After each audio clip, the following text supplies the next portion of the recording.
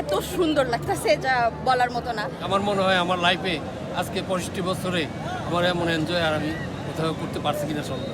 এই যে বিশাল সমুদ্র সেটাই দেখতে বারবার এই সময়টাতেই আসি। তো অনেক ভালো লাগছে এখানে এসে, মনটা ফ্রেশ হয়ে যাচ্ছে। প্রথমে আমরা গেছি বান্দরবন, ওখান থেকে কাল রাতে আমরা কক্সবাজার আসছি, আজকে বিচে আসলাম, কাল রাতেও আসছি। এত সুন্দর লাগতেছে যা বলার মতো না।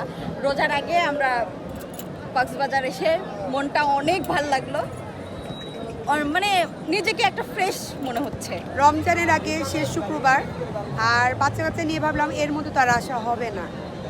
আর 21শে ফেব্রুয়ারি একটা ছুটি পাইলাম, ফ্যামিলি নিয়ে ভাবলাম এই সুযোগে একটু ঘুরে আসি। আমার ছেলের উদ্যোগে আমরা প্রথমবার আসছি এবং যে এনজয়টা করতেছি আমার মনে হয় আমার লাইফে আজকে 65 বছরে আমার এমন এনজয় আর আমি কোথাও করতে পারছি কিনা সন্দেহ। আর সবচাইতে যে জিনিসটা হলো, কালকে বিকালে যখন আসছি লোকারণ্য দেখে আমার হৃদয়ে মনে হয় যেন আমি পুরো যৌবনে ফিরে আসছি।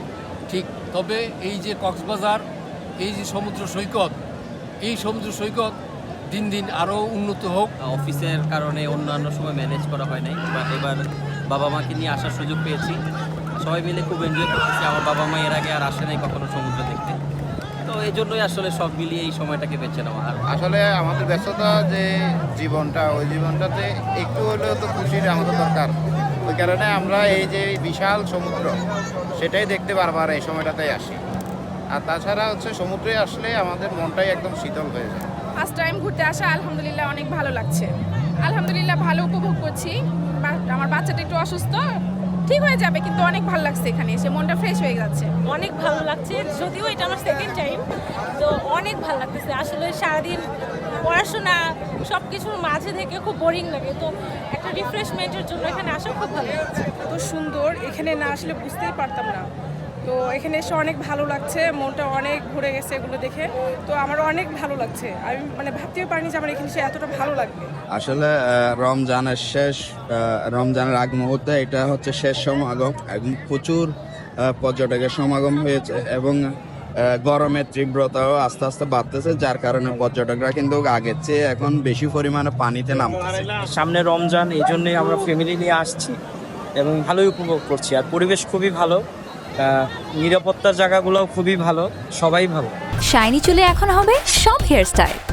সিল্কোর দ্বিগুণ শাইনি চুল প্রতিদিন।